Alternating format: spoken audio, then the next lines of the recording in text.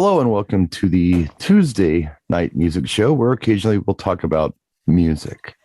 Sometimes. I'm joined, as always, by my friends, my fellow DJs, my partners in crime, Mr. Howie Darkstar, and Mr. Swingin' Temecula, Pastor Jay Brennan. It's me. Pastor Jay Brennan from Swingin' Temecula. How's that? Swingin' Temecula. We have a swing in. We have a swing in downtown, by the way. Just Nice. SWING space INN. It's like a bar? I'd call it more of a restaurant. Or that's being kind. It's more of like a breakfast, lunch, and light dinner kind of establishment. Diner. Yeah-ish. Yeah. For you guys, more diner would be a better descriptive term, I suppose. For us guys. It's not a dive, In the but you middle guys have bit. diners. We don't really have diners out here. We have Johnny Rockets. That's considered a diner. Gotcha. Trying to hide the GoPro. So, we'll talk about a couple things tonight. Something I was going to do a video on, and I haven't yet, but I thought I would run it past you guys as kind of a prelude to what I want to discuss later.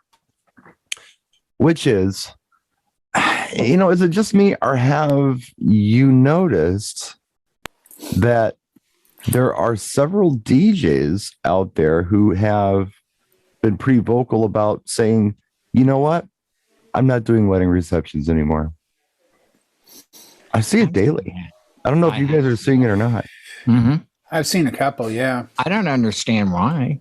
What are they going to do, though? Did they say? I haven't followed up. Are they commenting that they've established a residency in a Vegas club and they're all set for money? Right. Well, a lot of these folks, it's a situation where they're not full-timers. They're part-timers. They have a full-time day job. I get that.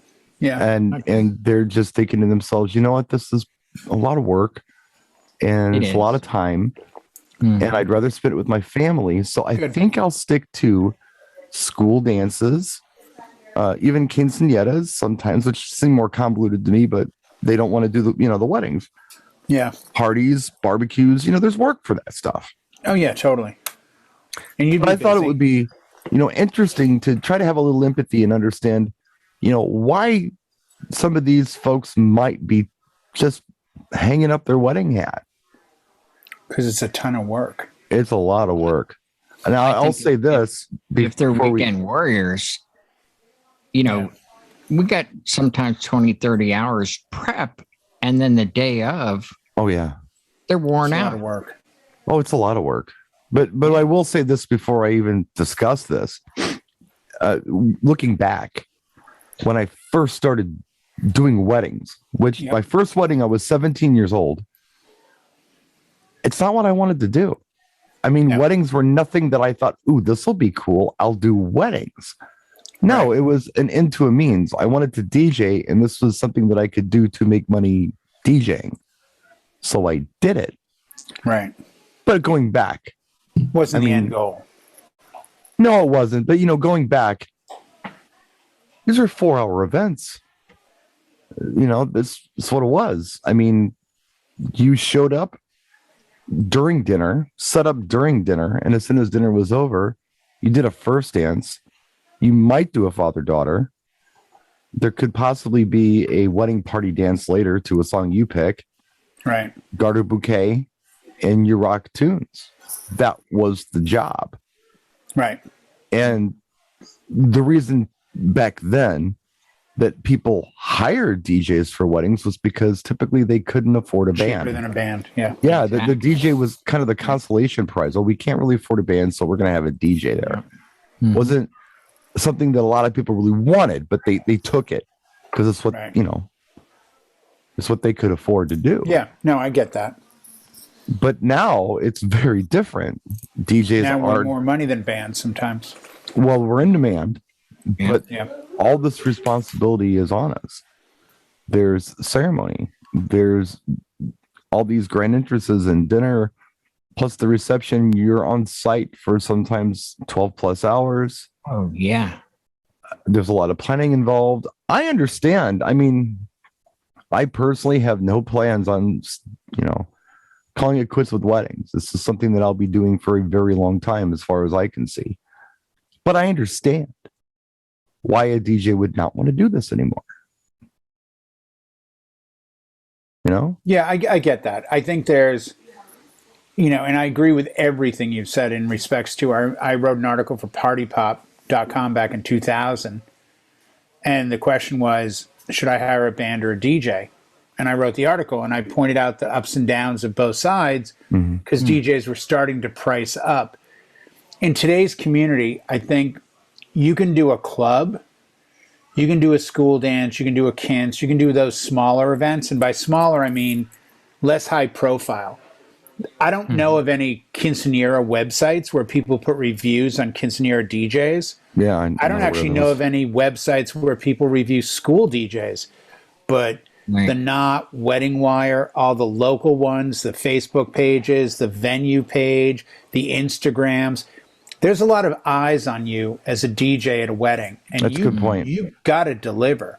And if you screw it up, if you're not invested 100% and you dial it in, it's going to be on the venue site, the photographer's site, the videographer's site, the bride's page, the Wedding Wire review. I think there's a lot more danger involved, and it's certainly one of the reasons why you should make considerably more money at a wedding than a house party. Jimmy didn't like you at his house party for $500. Big deal. He goes in front of his 300 followers on Facebook and goes, Jay didn't do a good job. Excuse me. Well, there goes my career. Versus a scathing review on Yelp and everything else. Right. It can really hurt you. So I get why people would quit, but I also think there's something to be said for putting in the time and effort. And I think there's no shame in it. I tell club guys all the time, I might be a better DJ at the end of the night than you because I've had to play such varied music. I can't just show up. It's not a disco house event where I can go just playing that.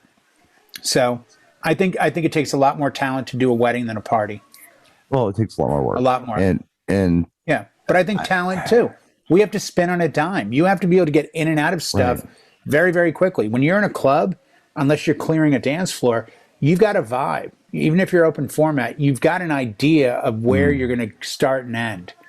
Weddings, oftentimes, there's no track whatsoever. You just like, I got a general sense of the group in front of me. Let me go. They didn't pay to see me. In a club, I know who I'm going to see. Right. And our responsibilities have changed from just going in and setting up. Now we're like the day of coordinator of everything. Time like, oh no, this happened. I had a wedding. She left her bustle at the church, a 45-minute delay. Hey, you got to cover, and you just, you make do, and you have to develop skills on the mic, and you've got to have a personality, roll with some of the things. Some things bad might happen or mistakes, made, like, oh, the food's not ready, and you make a joke. Just keep everybody. We're entertainers, not just spinning, tunes. It's a lot of stuff. I tell you, I had a wonderful, wonderful wedding on Friday. When I say that, what I mean is everyone was so nice. The staff was very nice. Everybody in the audience was very cool. The bride and groom were very appreciative, and they thanked me a lot, and a lot of the guests did too.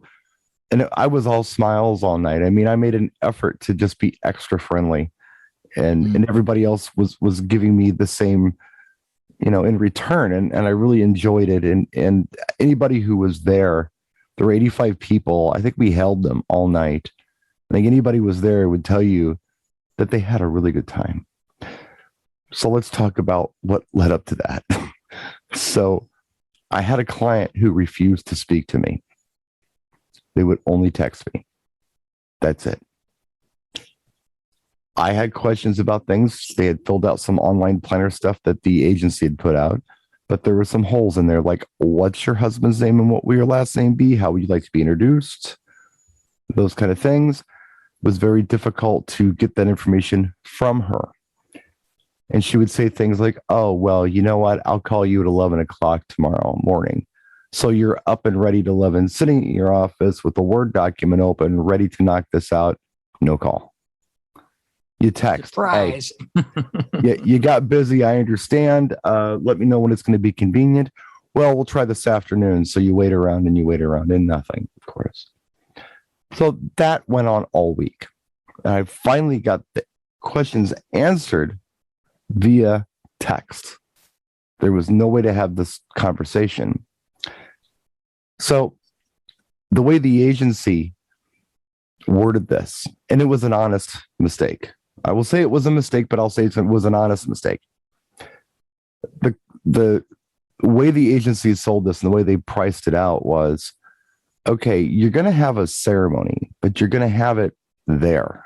So it's one setup kind of thing. The agreement was, yes, that's what we want to do. So the way it was worded in the agreement was ceremony and reception on both on site. Well, on site technically would mean on the grounds, right? This was at the Grand Geneva Resort in Lake Geneva, Wisconsin, which has its own zip code. It's that big. Well, I see where it's this a huge is going. venue. Yeah. You've been there before, and I've seen video. That was where Evolve is. Club Evolve Yeah. at Grand Geneva. Yeah. So in their minds, they're saying, okay, we want to get married at the resort in front of the lagoon, which is right outside the doors of Evolve. I know where it is. I know exactly where it is. And then we're actually having our reception in the ski chalet, which is about a mile away on property. So technically it's on site. And there was a lack of communication, honest mistakes on everyone's part. But who has to deal with that? Me. I have to clarify all this stuff. I have to go through the agent, and the agent has to go to the client, and then they have to get back to me on it, and they have to agree on a price. Then once they finally did, this was the way it worked. Again, all honest mistakes. Honest mistakes. I'm not mad at anybody. There was an email thread, and he was explaining to this bride that you got to charge more because it's second setup. On site meaning same room, whatever, that's not a big deal. But if the DJ has to be somewhere else, they need a second setup, especially when you want this like immediate flip. There's no flip time. So they said, okay, fine, agreed on a price of what it would cost me to do this. And it was fair. And the follow-up question that the client had was, hey, what if it rains or something and we end up having this all in the same room? Agent says, oh, well, you don't get charged for it then. Well, we'll make that call on Friday morning, whether or not we're going to have it in the room or outside. So basically, Friday morning is when they decide whether they pay me or not. But in the meantime, what do I have to do? Prep it like you're doing both. Yeah. Yeah. I got to prep it. I got to charge everything. Yeah. I got to update the tablet. Mm-hmm. And I got to have it loaded because that's 100%. Just me physically. So those were just some of the things that went down. Oh, and then on the load out, the elevator broke.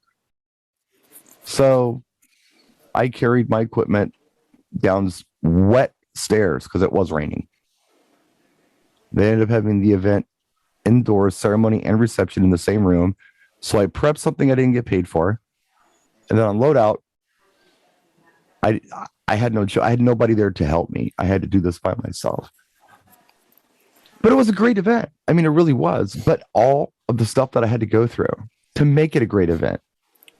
There are a lot of people who, as Howie says, the juice isn't worth the squeeze. Right. The squeeze isn't worth the juice. I don't know which way you. The juice isn't worth the It's squeeze. the squeeze. Okay. Yes. I have an observation that may or may not be something you agree with, but I'm just going to say it because to me it's the gorilla in the room. The biggest issue that I hear is that it's the agency. Because if this was a one-on-one with your client, this would have all been taken care of day one. It would have.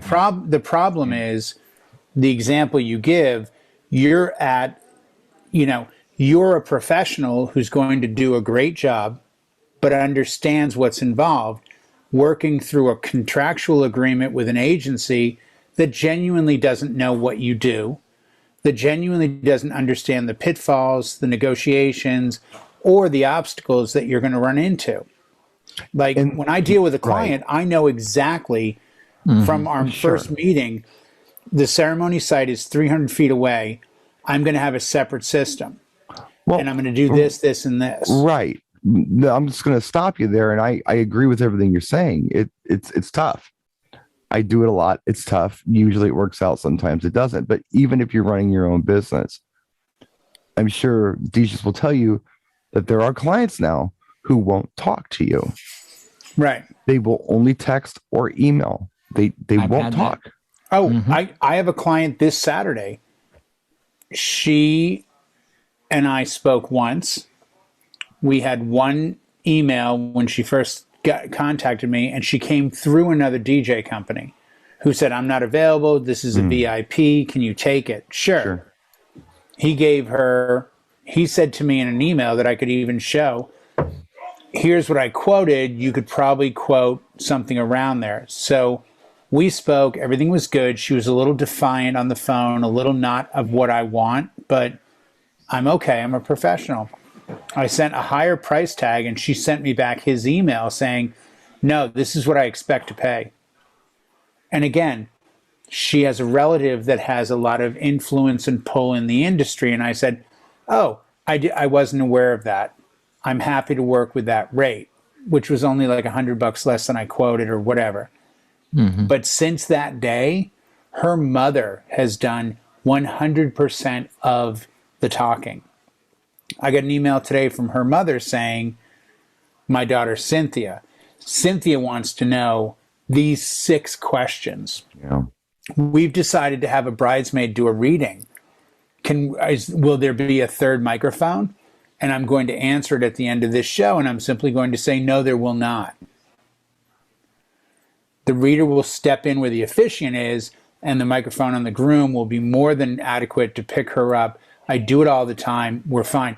This is also a wedding where they had said that the on-site coordinator said, in quotes, the DJ needs to be here for the rehearsal with his phone to play his song so we can get the timing worked out. So I end up doing all these emails, and I call the mother and I email the mother and I say, do you have time for a conversation tomorrow? We get on the phone and I go, I totally understand, but I won't be there for the rehearsal.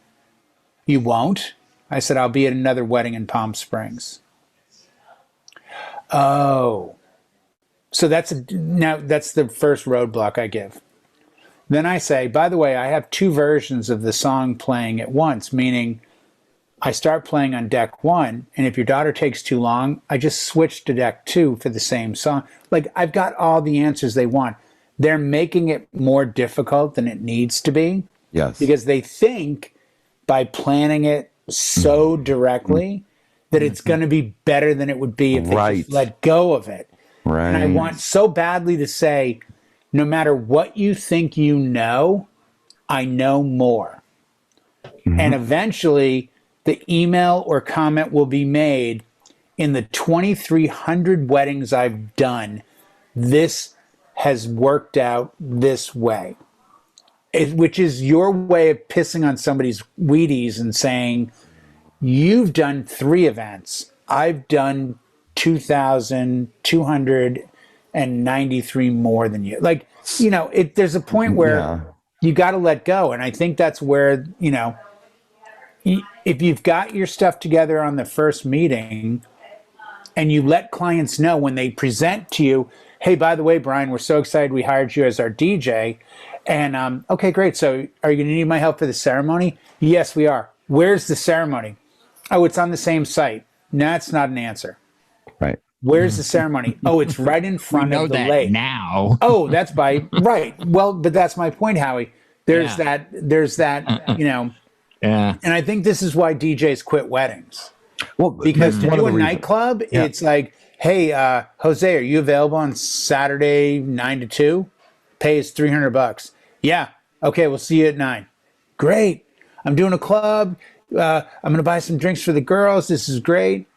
And it's fun. Well, but I got to stop you because you won't stop if I don't.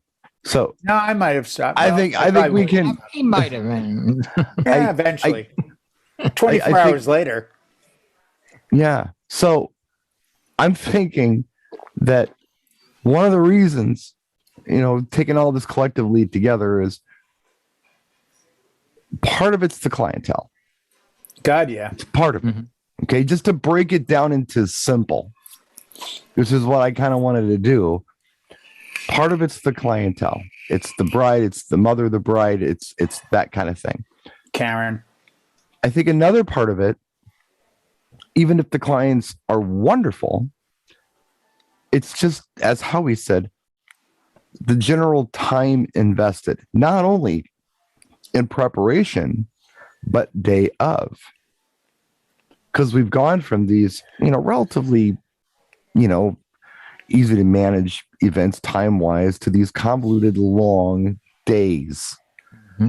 I tell you when I got annoyed, and it's no secret. When I started having to get up in the morning to do a wedding. Should never have to get up in the morning to DJ unless I'm Howard Stern and I'm going in to do my morning show. If there's another reason that I'm getting up before noon to DJ a wedding or anything, automatically there should be a surcharge on that because I'm just not built for it.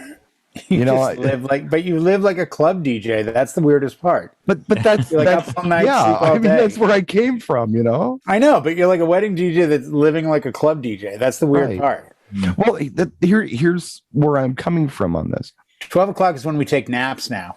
For the most part, and for my entire career, this has been true. And you just did a 24-hour DJ marathon, so you kind of get this. You're going to get the best me as a DJ if I'm fresh. If you've already completely, totally kicked my ass, how entertaining can I possibly be? How sharp am I going to be? How patient am I going to be with your drunk uncle if I'm exhausted from being on site at noon, from all of this convoluted stuff I had to do for your wedding ceremony. And then I had to play cocktail music. Like it was a big deal. And it was so important. You had very specific requests for cocktail. And you had this list of music, yet you were somewhere getting pictures. So you didn't even hear it. Yeah. And then by the time, 9 o'clock rolls around, I'm ready for bed. Not really. Not true. I'm still up, but I'm not as, what word am I looking for? I'm not as diplomatic or forgiving as I was several hours earlier when I got on site. But to your credit, and something that I found the other night, and I'll use the other night as the example, I got probably the most compliments, certainly from you, because you were there for it, and other people, and I probably felt the most in the moment on my yacht rock, dark wave, kind of industrial set. That was at like 2, 3 in the morning. I started at 5. Yeah. So we're talking like 8 or 9 hours into it. Yeah. And what I learned the other night, which I don't think I understood before, because again, when you go to the top of the mountain, you see things you've never seen. When you do 24 hours as DJ, you suddenly go like, wow, I didn't know this would happen. And one of the things I found was when you get in the vibe, when you get in the groove, when you're in the pocket, everything else, it falls away. When we've all done a wedding where we've had a great dance set and you can do no wrong. And I know you guys know this expression, but you could have played white noise for the next song and they still would have been on the dance floor. And you're like, it's so my mistake to make. It's so like everything, the stars have aligned, the planets are in orbit, and this is just the greatest moment. And I think that's what, as a wedding DJ, I often chase. So yeah, we put up with everything up to that moment, but the high of a great wedding is amazing. Okay, well, hold on a second, because you raised an interesting point. I'm actually hearing something different than you're saying. I know this isn't what you're trying to express. What you're hearing is wah, wah, wah, wah, wah, wah, no, wah, not at wah, all. wah. I'm hearing you tell me that you were in the zone after several hours, and you were being told what a great job you did. Yeah. And you felt like you were doing a good job, and you were doing a good job, and Thank it you. felt fantastic. It did. It was a high. Here's wedding reality. You're exhausted. You're doing the best you can, and the bridesmaid, the bride's mom keeps coming up to you, wanting you to change stuff. You finally got a dance floor going. This. Can you play this? Yes. You've worked so hard, and everything's going the way it should go. Like, And okay, then you wanted a have successful obstacles. event. I've made this successful for you. Now I got to change it because you, who really knows nothing about wedding entertainment, has decided that I should, because You're not selfish. arbitrarily That's why. you just thought I should. But that, you know what? And I find this about frustrating. most of my friends. I would say almost 100% of my friends and close associates, we all have one thing in common. None of us are selfish. Like, I'm not selfish. You're not. Howie's not. No. Jimmy's not. No. Robin, JC. Like, so with weddings, oftentimes, even if the bride's not selfish, her friends will come up and make her selfish. I shot a video that I haven't posted 3 weeks ago because the bridesmaid came up and said, the bride's favorite song is this. And I said, wow, that's random. She never mentioned that. No, I swear it's her favorite song. And I said, oh, okay. And it was one of these nights where the dance floor was a little intermittent. I'm the first to admit, no, I was not slammed all night. No, it was not packed all night. And I said, okay, if the bride's into it, and I played the song. And I went from probably 15 people down to 3. It was the bridesmaid and the other 2 bridesmaids. And the bride never came out. And I shot a video of a dead dance floor, and I said, this is exactly why I can't stand This Is the Bride's Favorite Song request. Right. And I went to post it, and I'm like, I'm making fun of the girl, the bride, the wedding. I don't want to put myself on that limb. But reality is, yes, what I've learned to say to people, just like a random request of, hey, man, you're doing a great job. Can you play Barry Manilow, Mandy? I try to speak the language of music by saying, you know what? That's a slower song. When I get to a slower set, I'll do my best to get that on. And as I tell brides and grooms, before the wedding, my goal is to keep people dancing. If you come up to me in the middle of the night and say, oh my God, can you play Friends in Low Places next? While I'm playing Rihanna and LMFAO and David Guetta, I'll do it. But please understand, it may kill the vibe and the floor. Are you okay with that? Well, no, I understand you're handling it, and I'm handling it. Right. I'm just simply trying to point out reasons why That they DJ, do it? No, reasons why a DJ just might say, I can't do this anymore. I have not. Oh, yeah. go In ahead. that respect, yes, that's a good reason. From the things I'm seeing on the interwebs and people I've talked with, it's, it's this whole pandemic thing that people are being told what to do. There's controversy. You have to wear a mask here. You have to do this. You have to stay apart. And I don't think that a lot of people are as easygoing as we are, where we're able to roll with things seriously, because we get a lot of stuff thrown at us, but we roll with it, and we'll either make it into a joke or, somehow smooth it over without losing our cool. And some people have just had enough. The man is telling me what to do. And now I have to deal with a bride. She's going to tell me what to do, and they're just done. They want to have peace and not anyone telling them what to do. Interestingly enough, Howie, you mentioned that. I've seen several DJs mention the pandemic specifically as to why they're out. And it hasn't been because of mask wearing or mandates or anything from what I've seen. What it has been is, you know what? I've been spending weekends with my wife and kids, and it's really cool. Yes, I don't want this to end.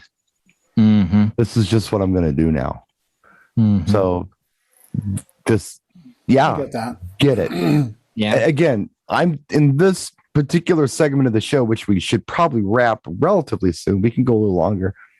I just wanted to have empathy for those who were jumping ship. I'm not trying to talk you out of it because you have. Let him go. It's more weddings for us. Let him go. It's not even that. I'm not even saying that. Get out. You said you weren't selfish, Jay. No, I am on this one. Get out. I'll pick up every wedding you don't want. I have a point here, and I'm going to try to make it. And that is, there are legitimate reasons to not do this. There are legitimate reasons to walk away from this. Sure. It's like we said, it's the client, it's the hours, it's the lack of time with your family. It's a skill set that you have to maintain. And what Jay was saying, talking about his examples, what I got out of that to put it into Cliff Notes is that, and I've seen this cited as a reason to not do them, is because it's, and call it selfish if you want to, but I kind of understand it.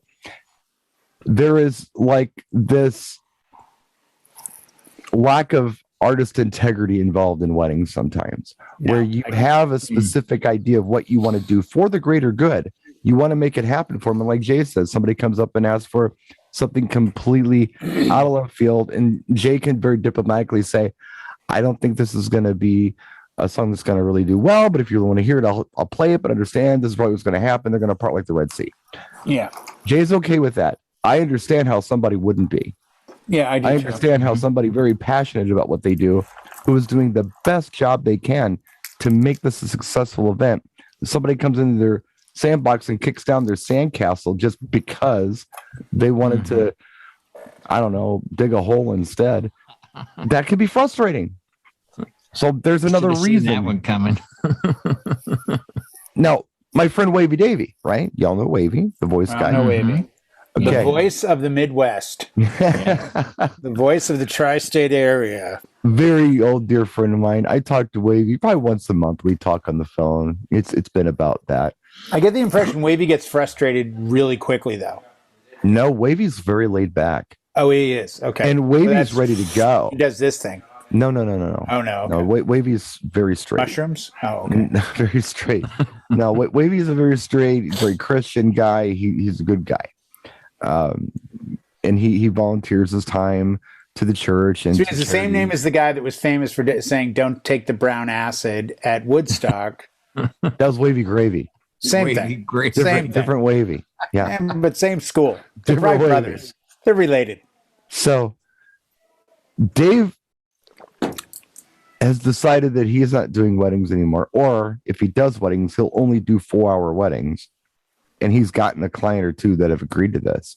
Wow. Because he's told them straight up, hey, look, I'd love to do your wedding, but, and this is why. And he's honest, and he'll tell them why.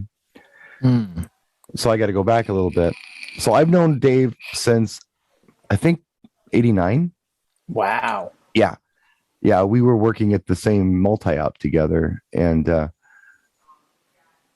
we were single guys for a minute, and then we weren't single after that. So I remember when he met Marcia and his wife. And I remember I was his DJ for his wedding. I did it. Oh, wow. And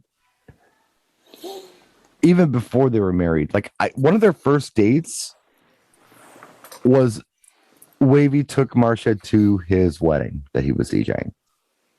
Wow. So what an exciting, and she still married him.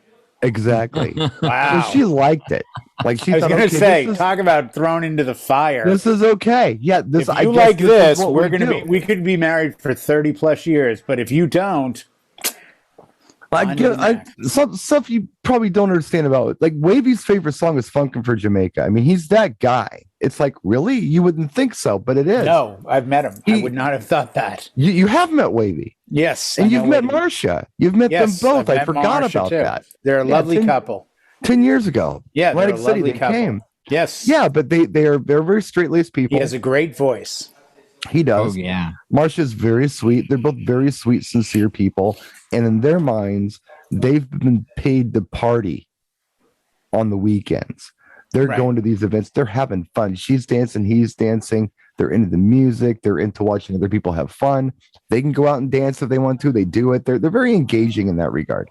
Voyeurs. They're voyeurs. Well, no, they're not. They're Same. a part of it. They become a part of the event. Oh, yes. It's nice. If they were voyeurs, they would just sit back and watch. But look where I live. Everything goes back to that. I'm just saying. Swing and That's why I Temecula. thought, yeah, Swing and Temecula. right there. I said, I know how this couple works. Pineapples, I get it. I totally get it. Gerbils. Oh no! Mayan calendar. No, no animals. No animals over here, kid. Okay. Friends not. Tofu. No animals. So Friends, seriously, not, though, I was accessories. wondering when he announced that he's only doing 4-hour weddings, like how is it really working out for him? How do you sell that? He told me. I talked to him the other day. Just the other. Well, I don't know when. Maybe it was like. By the way, Wednesday 4 or hours Thursday. of playtime. Period. But he'll set up 2 hours prior. Like, no. Oh. He didn't lie. He said this, and I was going back to what I was trying to say. I was trying to give you a little backstory as to who Dave and Marcia are. They do all events together. That's what they do. Right. The other thing that I should say real quick before I get into this part is Dave or Marcia, either one of them, have no financial problems. Let's just leave it at that. It's the weed. Yeah. It's all about the weed. They do not need the money. Right. Not even. But see, the problem, Brian. Just by saying, hold on that, a minute. Now stop. No, but that's the full-time let day me get my job, DJ. point out here. I've been trying to Okay. get out for 15 I have a minutes. rebuttal, but go ahead. Okay. They do it because they love it. But Marcia don't love it anymore because she's tired of being out there all day. She works all week. She comes home. They do a gig, and they're gone from morning until early the next morning. She's done with it. Mm-hmm. Wavy would still do it, but Marcia won't do it. And he doesn't want to work without Marcia. Who wears the pants? I get it. It's not a matter of who wears the pants. It's a matter of a relationship. Just And kidding. she's cool enough to Davey, do I this was stuff with kidding. them. But Yeah. so he told this client, he said, look, we have an afternoon event. So we have an obligation. The only way I could do your event is if we do a 4-hour block. I can show up at 7 to set up. We can play 8 to midnight. And he said, that would be fine. And he sold it because they really wanted him to do it. He's But actually a really good once DJ. or multiple times. This is the example he gave me when I talked to him the other day. Right. So the reason he doesn't want to do this is because he's unwilling to do it. The reason he doesn't want to do this is because Marcia doesn't want to do the time anymore. And I get it. I totally get that. Yeah. But then just realize your DJ career is now being cut short. And if you're good with that, then that's fine. Well, I mean, You know? well, I don't know about that. I mean, he's still working. He's Right. he's doing a lot of school stuff. He's locked down on a lot of that actually, on his side of town, and he lives in the nice side of town. He's got a lot of those private schools Sure. and some of the higher profile schools, even the colleges. He's got his annual parties. And I that mean, he school does. events tend to be 2-3 hours long. Right. And So- you're He's home cool. early. They're cool with that. And you're home early, right? Yeah. But you know what? I mean, if I was Davey's friend and we were talking about this, I'd say, dude, get a bar gig where you can go in at 9 and be done by 1 here and there. Like if you don't need the money, but you love the music and you love to play. It's not just that. I mean, I don't want to get hung up on the money part of this. I mean, he loves But that's what we do, Brian. This is my job. This is how I make my money. So we have to get hung up on the money. Well, I know, but don't worry about what he does. He's doing it because he's got No, his but I'm reasons. saying to you, if the example doesn't make sense to me, if it's he's doing this because it doesn't matter if he's got the money and he can get away with it. I can't go to my client and say, you know what? I'll be honest. I'm Oh, he getting doesn't give it older. away. No, I'm not suggesting he gives it away. I'm not saying What- he does give it away, but what I'm I'm saying telling it's you is not his- his form of income. So the point to me becomes moot, where I have to work to get paid to pay the bills. I know that's your situation. I totally understand that. Right. But I'm just saying that this is his reasoning. He does gig. He's been doing it a very long time. He's very good at what he does. This is his reasoning. And that's kind of going back to what I was talking about before this. And I tried to do that as a lead in. There are people who don't necessarily rely on this. They've had the COVID thing where they couldn't gig, and they've had the weekends with the family, and they love it. Right. So they didn't need it. It's Right. extra income or Okay, whatever. that I totally understand. You know, This is kind of Wavy's not stopping DJing, but he doesn't want to do the weddings anymore. That's all. Right. And I totally understand that. And I can see you selling that package. I can see you saying to a bride and groom, you know what? I mean, I did a seminar for John Young. I actually saw John Young last night for the first time in 18 years. No. In person and live. Wow. And we did a Monday night thing, and it was How Are Weddings Different? And it was Rachel Lynch, myself. I'll mess up their names. Michael and Mike. Michael from Des Moines, Iowa, and Mike from Louisiana. And Mike's like, every one of my weddings is 4 hours. Like, there's no cocktail hour. Like, they come in the venue and eat and then party. And I'm like, you don't do 5 hours? He's like, if they want the ceremony, we can add that on. But there's no cocktail hour. And I'm like, that's crazy. Like, they walk in the venue at 7 and they eat till 8 and then they dance for 3 hours and they're done. He goes, they pretty much all end at 11. They can go till 1, but about 98% end at 11. Yeah. This guy's got a busy job doing 4-hour events. And I think, wow, that would be amazing. Yeah. Like, how it used to be here. Yeah. You know, and in my market, as you know, I have to be done in my town by 10 p.m. because there's a noise variance. And side note, for those of you that are in the know, I did a wedding this past Saturday. I started at 3:30 with Prelude, 4 o'clock ceremony, ended at 10. And God is my witness, or in any other entity that you want to insert there. I swear the time went by like that. Like doing 6 hours of DJing the day after, not even 24 hours after doing 24 hours, it went by like that. I was suddenly like, it's 10 o'clock. So it gave me a refreshed view on weddings where I'm like, wow, 6 hours really isn't that long. It's not that bad, huh? It's all relative. No, it wasn't. And Jay, I understand your position where that's your income. You don't want to go back to doing porn. So, You know what? I've decided I'll make the announcement here. About 6 months ago, I did go back, but apparently none of the stuff was saved to video. The guy met me in an alley and he said the film was in the camera. You know, $20 is $20. I needed a ride. And you back got to the paid. car. You got paid. Well, you know, they said they were valuable coins. I'd never seen them. They had a hole in the middle. Right. They said something about car wash, but it came from a different era. So nice. I hope to claim a good windfall at some point. No, you know what? Doing a wedding is a lot of work. Well, it's a lot of work that can change very quickly. You know, I have a wedding in 2 days and the bride and I are still talking today. Right. Do you mind if we add this? Is it okay if we do this? Do you think this is too much? Sure. There's a lot more. Let's use the appropriate word, guys. There's a lot more drama to weddings. And I can understand DJs being like, I've had it. Let me go back just a few minutes when you were talking about the Mike from Iowa. You thought maybe perhaps was saying you did 4-hour events. No, I was just Louisiana. Okay. Well, I was just going to say Schneider or something. I was just going to say that way back. I mean, 4-hour, 8 to 12 was standard, and sometimes they'd opt to go to 1 because you could do that back then. The reason we started doing 6 hours was not because they really wanted us there for grand entrances and toasts and back end. The reason we started doing the 6 hours was because they wanted the DJ set up before guests arrived.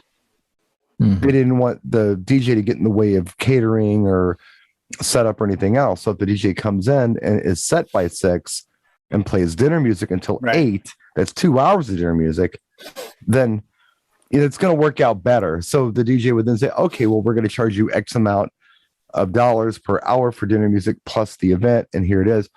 And then they just found things for us to do. So and by the way, have you noticed the double standard though?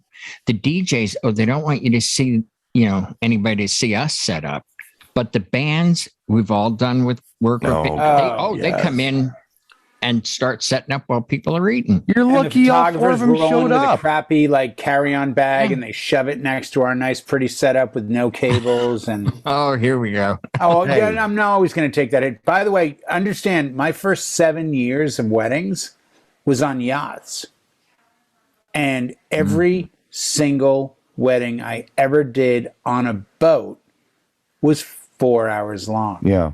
Hence why I'm so time conscious, because they had to come on, get married, have a half-hour cocktail, eat, and then we had to time it so that when we got back to the dock after 4 hours, they'd had a wedding, a cocktail, a reception, cake, dances, and boom, they're done. Right. So that's how I grew up. So even I was a little perplexed when it became these like long weddings. Now for Midwest like you, Brian, I guarantee you'll laugh, but I started getting in, I got the clatter ring. I started getting the Irish, English, Scottish weddings that were 7, 8, 9 hours long in San Diego. And they would come to me because the word went out I could handle that. Right. Like I'm talking, I'd do like 10, 12 weddings a year that were 8, 9 hours long. Would start at 2 and go till like 11 or midnight. And they were great. They really weren't that difficult because there was like 2 hours of dinner and toasting. Yeah. It all broke down. Sometimes it works that way. Later, It can get convoluted. My wedding last week was convoluted, and we don't have time to talk about it here today. But it was just, it was a lot of stuff going on, and it didn't make sense that we had to work that hard. And it wasn't a better thing because we worked as hard as we did, but it was the client and the on-site planner's wishes that we did it, so we did it. But before we move on to the second segment, which we have about 5 minutes to do, or 5 minutes for, all I want to say is, if you're a DJ and you've decided that you've had enough of weddings, get out. You do not have to explain yourself to me. No. I get it. And give them to me. And I'm not going to tell you that you gave up or you're. I totally understand. I get it. So that's it. Second part, and what I was going to try to do about 20 minutes ago, but this went long. I recently, an hour ago, I posted a video. I do the Tuesday DJ gig tips videos. And every week I come up with some tip for DJs. How long are they? How long is the video? It depends. I think this week is like 3.5 minutes long. They've gone as long as 12. Do it under a minute. You should try to go under a minute.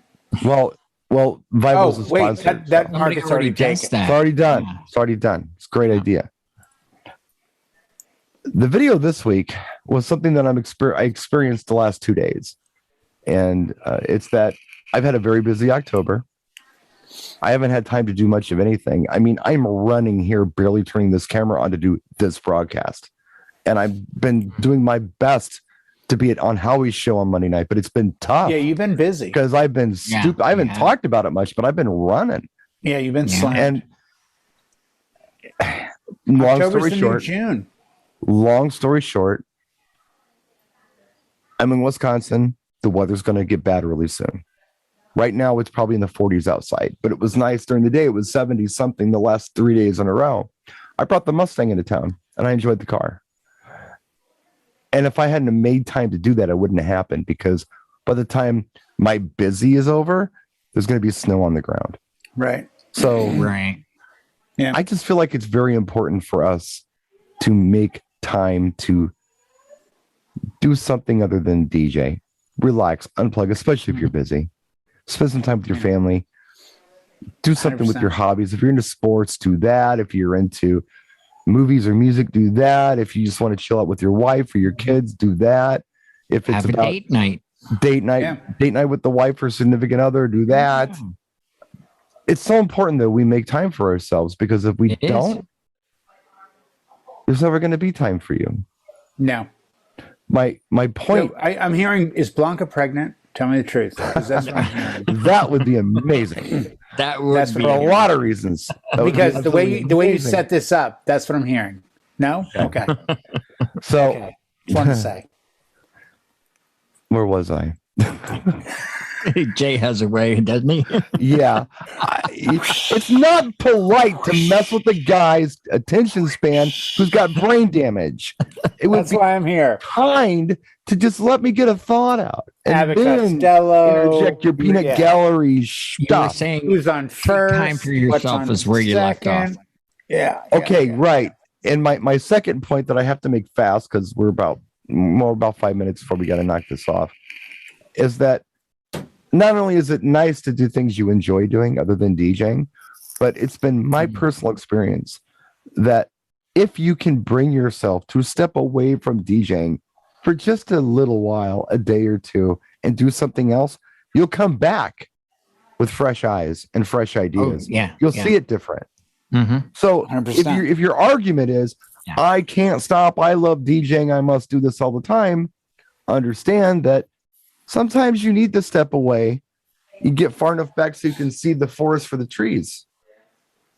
Yeah, I agree. And I've talked about this with mixing for a long time. People talk about, you don't mix with turntables, you mix with CDs, you use computer or whatever. Look, if you want to be really good at mixing, if like you want to go next level mixing, switch it up. If you've been doing turntables for the past however long, years or whatever, and you've hit that plateau, go to CDJs or go to software and do that for a while and then go back to your turntables. You'll be able to do what you wanted to do. You'll get over that hump and you'll be a better turntablist. Yeah. 100%. It's the same thing with anything you do. It doesn't have to be DJ related. Step away, get away from it for a while and come back. You'll be better for it. If you're concerned, like when I'm off on a Sunday, I try to go to this little dive bar that always has an 80s, 90s, 70s cover band. And I was there this past Sunday just to kind of kick back, relax, have a drink with my wife. And all of a sudden the band started playing Renegade by Styx. And they did the vocal intro. And I looked at my wife and I said, this is Renegade by Styx. Because that's my job in life, is to always let you know that I know the song. Jay. It was a band. Okay, that makes all the difference. Yeah. No, it was a band. Yeah. But my role in life with my wife, who, was, thank you again, Howie, for bringing her on last night. And she'll be on tonight a little bit in the chill. Yay. But my job in life with my wife is to constantly go, who is this? What's the name of the song? Do you know? And the biggest stumbling block for her is there's two groups that it's a 50-50 crapshoot. It would be the best Vegas gambling table. Okay. Green Day or Offspring. Okay. Because it's literally a 50-50. If you play a Green Day song, she may guess them, but she'll probably guess Offspring and vice versa. So we're at this place and we're hanging out and I go, wow, they're doing the intro vocal on Renegade. And they start playing the song. And I watched about 30 women out of a group of probably 70 people run to the dance floor and start dancing. So I shot a video and sat there in sheer amazement that all these women were dancing. And I made what I call the mental note of, hey, try Renegade next time classic rock is killing it, because I've seen this. So the point is, even when you step away from being a DJ, maybe grab the phone, hit Auto Shazam, or, occasionally whip it out and just say, hey, look, I know what song that is, or I don't know what song that is. The Spready Polity the other night, I forgot about that song. Let me just file a quick disclaimer. I got to interrupt you on something. See, I wasn't clear on this because you told the story and I'd seen the video, but without audio, of all the girls dancing to Renegade by Styx. I'm like, well, that's pretty cool. My other daughter, Jeannie, her best friend, her name is Laura. And Laura got married about 6 or 7 years ago. And Laura had a band. Her dad wanted a band. So, long story short, after the first dance, the band, opening dance floor, first song of the night after the first dance, was Hold the Line by Toto. And the place went nuts. Oh my God, that's awesome, though. The place went nuts. I love that song. I love it too. Yeah. But as a DJ, if I never played would that be my song, opener. even with the best buildup that I could possibly imagine, No, I don't think I could get a dance floor. Right. I might get a head bob, right, but that's my. but point. I don't think I get a dance floor. The band brings a different layer to the whole equation. It that does, we can't duplicate. But musically, can we learn? I feel my role. Teach me how to play "Hold the Line" by Toto at any dance event. I've never played "Hold the Line" in my career, not once. Neither have I as a DJ. Well, no, that's not true. I probably have for like a. But if I thought background at a party, you know, I always want to learn. I want to be better for the next event. I tell every client, especially because a lot of us get clients that are friends, relatives, whoever at the next wedding, like, oh, you did my sister's wedding, I want to hire you. I've famously told this because I'm immensely proud of it. I'm doing a wedding on Thursday, September 1st, 2022. Famously. The bride is a former bridesmaid of a wedding I did in October of 2007. At the time, she was 17, and her recollection and memory is she had a great time. And now that she's getting married, she remembers, I had a great time at my cousin's wedding. Anna, I was a bridesmaid. I want that DJ. Do you know what kind of ego boost that is for me? To be like, I've gone 14 years in a career, and you think you had so much fun, I'm the right guy? That's great. Yeah. But I don't think there's ever a moment where I can't learn more music. Oh, you can always learn. I've said this famously. Like which version of Jay Ferguson Thunder Island to play? I have the new version. No, John C. sent it to me. I have the right version now. It will never be played again. Good. I will delete it from the hard drive. We're never going to forget it, Jay. No, apparently, but it will be gone. We got to wrap. The thing is this, real quick before we wrap. I've said it before. I'll say it again. Sadly, I will not get to hear and enjoy all of the great songs. Music in my lifetime. Yeah. Mm-hmm. Yes. So if you want to, you'll also sadly never get to play Hold the Line by Toto as a DJ and get a dance floor. Yeah. This is what it is. Yeah. Thank you so much for watching. I hope this show made some sense. I don't know. Maybe John will fire us. But we say that every week, and we're back. No, my contract. Izzy Iskowitz from Dewey, Cheatham, and Howe keeps telling me we're in negotiation. You know, maybe we might strike because of the whole thing in Hollywood, but Izzy said that John threw some money in the pot. I'm wondering if we could talk John into being a guest on the show of some kind. Remember the old days? Ooh, yeah. That would be crazy. Hey, John, would you like to join us on our show? I'll be honest with you. He asked me last night to refer to him as Mr. Young. I'm just saying. I met him in the Zoom room, and I'm like, hey, John. He's like, it's Mr. Young. That's because he's younger than you. That's what I thought first, but then he's got a couple years on me. A couple times he blacked out his screen for me. I'm like, well, okay, I see what's going on here. It's a negotiation tool. My his people avatar are really should still be Conan O'Brien, I think. Izzy Iskowitz called me today and he goes, John's offering you 50 cents. And I said, a quarter? What's Jay going to do with a dime? And I watched the numbers just drop. So things happen. Things happen. All right, Howie, get yourself together there, pal. Come on. He's not going to. He's going to keep laughing. All right. Thanks for watching, guys. We'll see you next time.